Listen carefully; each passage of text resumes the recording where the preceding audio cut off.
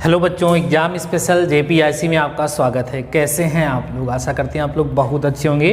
Dear students, आज के इस वीडियो में हम आपके एक बड़े ही इंपॉर्टेंट चैप्टर जिसका नाम है द्विघात समीकरण अर्थात क्वाड्रिक इक्वेशन के बारे में डिस्कस करने वाले हैं। डियर स्टूडेंट्स, द्विघात समीकरण क्लास 10th के बोर्ड एग्जाम के लिए एक बहुत ही महत्वपूर्ण चैप्टर है और आज के इस वीडियो में हम उसी चैप्टर के एक इम्पॉर्टेंट टॉपिक के बारे में आप लोगों के साथ डिस्कस करने वाले हैं जो आपके एग्जाम में अक्सर पूछा जाता है 1 नंबर में।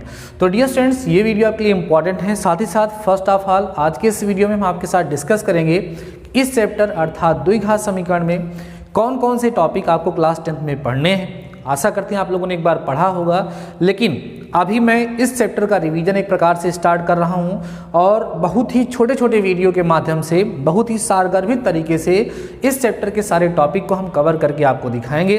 तो ये आपके लिए बहुत ही अच्छी गोल्डन अपॉर्चुनिटी आप लोग कह सकते हैं, बहुत ही अच्छा और बहुत ही सुनहरा मौका है कि आप लोग इस चैप्टर को हमारे साथ बहुत ही आसानी से रिवाइज कर सकते हैं। हर एक टॉपिक को समझाऊंगा, उसके बिहाफ पर 1-2 क्वेश्चन बताऊंगा और आप लोग उसके बिहाफ पे अपने एक्सरसाइज को रिकॉल कर पाएंगे। तो डियर स्टूडेंट्स, आज के इस वीडियो में फर्स्ट ऑफ ऑल हम डिस्कस करते हैं कि द्विघात समीकरण क्या होता है, क्योंकि आपके एग्जाम में इस टॉपिक के बिहाफ पे क्वेश्चन बनते हैं कि द्विघात समीकरण को पहचानने वाले कि ये द्विघात समीकरण है या नहीं है, इसको आप लोग पहचानिए। तो फर्स्ट ऑफ ऑल हम लोग जानते हैं कि द्विघात समीकरण होता क्या है। डियर स्टूडेंट्स, अगर आपको पता हो तो क्लास 9th में आप लोगों ने एक टॉपिक पढ़ा था जिसका नाम बहुपद था। क्लास 9th में आपको बहुपद अर्थात डियर स्टूडेंट्स क्या पढ़ाया गया था? पॉलिनोमियल्स पढ़ाया गया था। जब आप लोगों ने यहाँ पर पॉलिनोमियल्स को पढ़ा था तो वहाँ आपको डियर स्टूडेंट्स पॉलिनोमियल्स की परिभाषा बताई गई थी कि पॉलिनोमियल की पहचान क्या होती है। वहाँ आपको बताया गया था किसी भी व्यंजक में अगर चर राशि अर्थात वेरिएबल जो है उसकी घात कैसी लगी हो, पूर्ण संख्या लगी हो, होल नंबर लगा हो, तब उसी को हम लोग बहुपद कहते हैं। देन आपको सिखाया गया था कि बहुपद कितने प्रकार के होते हैं। वहाँ पर आपको बताया गया था बच्चों कि अगर हम पद के आधार पर देखें तो बहुपद अगर घात 1 है तो उसको हम लोग अगर पद के आधार पर देखें और 1 पद है तो 1 पद ये बहुपद होता है, 2 पद हैं तो 2 पद ये बहुपद है, 3 पद हैं तो 3 पद ये बहुपद होता है। ऐसे अगर हम घात के आधार पर देखते हैं और उसकी घात 0 लगी है तो उसको हम लोग अचर बहुपद कहते हैं। अगर बच्चों उसकी घात 2 लगी है तो उसको हम द्विघात बहुपद कहते हैं। अगर उसकी घात 3 लगी तो उसे हम लोग त्रिघात बहुपद कहते हैं। तो आपको याद होगा कि वहाँ पर आपको डियर स्टूडेंट्स पढ़ाया गया था द्विघात बहुपद। ध्यान दीजिएगा, आपको सिखाया गया था द्विघात बहुपद, जिसमें आपको सिखाया गया था कि द्विघात बहुपद अर्थात डियर स्टूडेंट्स हमारा ये जो क्वाड्रेटिक पॉलिनोमियल होता है ये क्या होता है?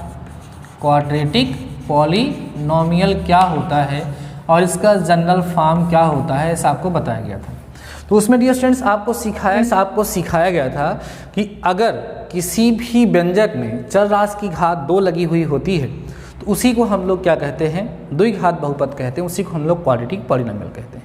आपको याद होगा डियर स्टूडेंट्स, वहाँ पर आपको सिखाया गया था कि जो हमारा द्विघात बहुपद होता है ax² + bx + c के फॉर्म का होता है, जहाँ पर where a does not is equal to 0 होना चाहिए। क्यों? क्योंकि अगर डियर स्टूडेंट्स ये a 0 होगा तो ये x² वाला टर्म 0 हो जाएगा, ऐसा आपको बताया गया था। तो आई होप आपको याद हो गया होगा कि हमने आपको क्लास 9th में द्विघात बहुपद के बारे में क्या बताया था। द्विघात बहुपद का स्टैंडर्ड फॉर्म, उसका मानक रूप क्या होता है, ऐसा हमने आपके साथ डिस्कस किया और ये आपके सामने उसका मानक रूप बच्चों लिखा हुआ है। अब हम बात करते हैं कि इसी के आधार पर द्विघात समीकरण क्या होता है। मैंने आपको द्विघात बहुपद क्यों बताया? क्योंकि प्यारे बच्चों, द्विघात बहुपद की सहायता से द्विघात को समीकरण को समझना बहुत ही ईजी हो जाता है। नॉर्मल सी डेफिनेशन है। डियर स्टूडेंट्स, जान लीजिए कि अगर आपके पास px कोई बहुपद है, ध्यान समझना, अगर डियर स्टूडेंट्स px आपके पास कोई बहुपद है, कोई भी क्या है? पॉलिनोमियल है, और आप क्या करो, इस px को 0 के बराबर कर दो। अर्थात हमने किसी भी बहुपद को 0 के बराबर करने के लिए कहा। तो अगर आप किसी भी बहुपद को, किसी भी पॉलिनोमियल को 0 के बराबर कर देते हैं डियर स्टूडेंट्स, तो उस सिचुएशन में जो आपको प्राप्त होता है उसी को बच्चों क्या कहा जाता है? समीकरण कहा जाता है। जब हम किसी भी बहुपद को, किसी भी पॉलिनोमियल को अगर हम 0 के बराबर कर देते, किसी भी बहुपद को, वो रैखिक बहुपद हो, द्विघात बहुपद हो, त्रिघात बहुपद हो, कोई भी बहुपद हो, जब हम किसी भी बहुपद को 0 के बराबर हम कर देते हैं तो जो हमें प्राप्त होता है बच्चों उसी को हम समीकरण कहते हैं। तो इसके हिसाब से ये बात निकल करके आ रही है कि अगर हम द्विघात बहुपद को 0 के बराबर कर देंगे उस सिचुएशन में बच्चों हमें जो प्राप्त होगा उसी को हम लोग क्या कहेंगे, द्विघात समीकरण करेंगे, उसी को हम लोग क्वाड्रेटिक इक्वेशन कहेंगे। तो नॉर्मल सी डेफिनेशन बन गई, जब हम किसी भी द्विघात बहुपद को 0 के बराबर कर देते हैं तो जो हमें प्राप्त होता है उसे हम क्या कहते हैं, द्विघात समीकरण कहते हैं, उसे हम क्वाड्रेटिक इक्वेशन कहते हैं।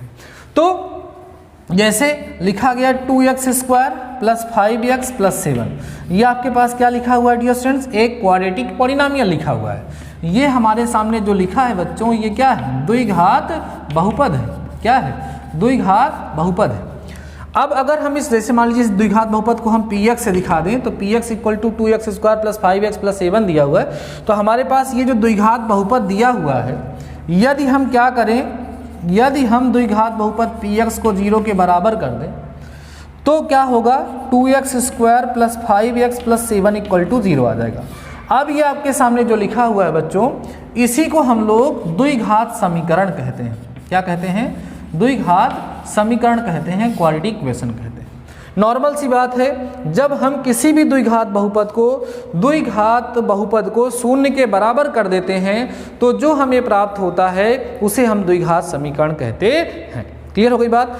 अब देखिए, अब हम लोग सीखेंगे डियर स्टूडेंट्स कि द्विघात समीकरण का, क्वाड्रेटिक इक्वेशन का स्टैंडर्ड फॉर्म क्या होता है और उससे हमें क्या सीखने को मिलेगा, ये भी हम लोग समझेंगे। देखिएगा ध्यान से डियर स्टूडेंट्स, अभी आप लोगों ने देखा कि हमारे पास जो द्विघात बहुपद होता है उसका जो स्टैंडर्ड फॉर्म होता है, या उसी को हम जनरल फॉर्म भी कह सकते हैं, उसका जो व्यापक रूप होता है वो ax square plus bx plus c होता है, जहां हमें इस चीज़ पर ध्यान देना होता है कि a की वैल्यू 0 नहीं होनी चाहिए।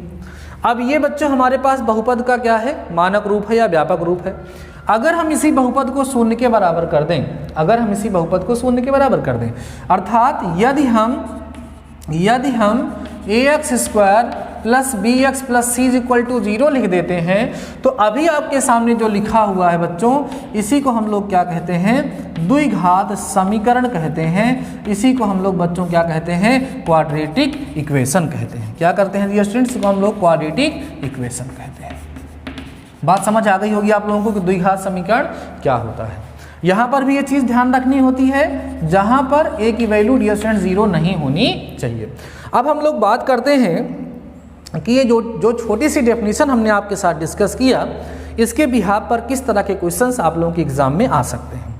आपके एग्जाम में क्वेश्चन आते हैं डियर स्टूडेंट्स, कोई व्यंजक दिया गया होता है और पहचानना होता है कि यह दिया गया व्यंजक एक द्विघात समीकरण को रिप्रेजेंट करता है, या दिया गया समीकरण, कोई समीकरण दिया होगा जो सिंपलेस्ट फॉर्म में नहीं होगा, और आप लोगों से कहेगा कि बताइए कि ये जो हमारे सामने समीकरण दिया गया है, जो हमारे सामने इक्वेशन दिया गया है, यह हमारा जो इक्वेशन है ये द्विघात समीकरण अर्थात क्वाड्रेटिक इक्वेशन को रिप्रेजेंट करता है या नहीं रिप्रेजेंट करता है, देन आपको बताना होगा। आइए समझते हैं कैसे बच्चों, किस तरह के क्वेश्चन हमारे एग्जाम में पूछे जाते हैं। देखिएगा ध्यान से, जैसे लिख दिया गया x प्लस 1 का whole square is equal to 2x square plus 5x plus 7। ठीक है डियर स्टूडेंट, ये लिख दिया गया और आपसे पूछा जा रहा है कि बताओ ये द्विघात समीकरण है या नहीं, अर्थात यह एक क्वाड्रेटिक इक्वेशन है या नहीं। तो हम लोग क्या करेंगे, इसको सिंप्लीफाई करेंगे बच्चों। इसमें जो a प्लस बी की होल स्क्वायर तो इसको एक्सपेंड करेंगे, और ये तो एक्सपेंशन फॉर्म में है ही। एक्सपेंड करोगे तो आएगा x square plus 1 plus 2x is equal to 2x square plus 5x plus 7। इसको इधर लेके आइएगा, x square minus 2x square plus 2x, इसको लिख रहा हूँ, माइनस 5x हो जाएगा प्लस 1 माइनस 7 इक्वल टू 0। तो minus x square minus 3x और माइनस 6 इक्वल टू 0, माइनस से डिवाइड कर दीजिए, x square plus 3x plus 6 equal to 0 dear student से आपको मिल जाएगा। और यही जो आपके सामने लिखा हुआ है इसी को हम लोग द्विघात समीकरण कहेंगे, क्योंकि ये ax square plus bx plus c equal to 0 के फॉर्म का है। तो जो equation ax square plus bx plus c equal to 0 के फॉर्म का है उसी को हम लोग क्वाड्रेटिक इक्वेशन कहते हैं, उसी को हम लोग द्विघात समीकरण कहते हैं। तो इसी तरीके से हमारे पास कोई भी व्यंजक दिया गया होगा तो बच्चों हम लोग क्या करेंगे, उस व्यंजक को, उस एक्सप्रेशन को पहले सिंप्लीफाई करेंगे। सिंप्लीफाई करने के पश्चात हम लोग देखेंगे कि ax² + bx + c = 0 के फॉर्म का है या नहीं है। अगर वो उस फॉर्म का आ रहा है तो जाहिर सी बात है वो द्विघात समीकरण होगा, अगर उस फॉर्म का नहीं आ रहा है तो द्विघात समीकरण नहीं होगा। ठीक है, तो आई होप आपको समझ आ गया होगा। एक आध एग्जाम्पल और दिखाता हूँ मैं आपको। जैसे डियर स्टूडेंट्स लिखा है x³ या ऐसे लिख सकते हैं x + 1 का होल क्यूब, ठीक है, और इक्वल टू हो गया x³ + 5। सही है। अब देखो यहाँ पर क्यूब देख करके कई सारे बच्चे ये सोच लेते हैं कि सर इसमें तो क्यूब लगा है तो ये तो एक त्रिघात समीकरण है, ये तो एक क्यूबिक इक्वेशन है, ये द्विघात समीकरण नहीं हो सकता है। लेकिन वो लोग जल्दबाजी करते हैं।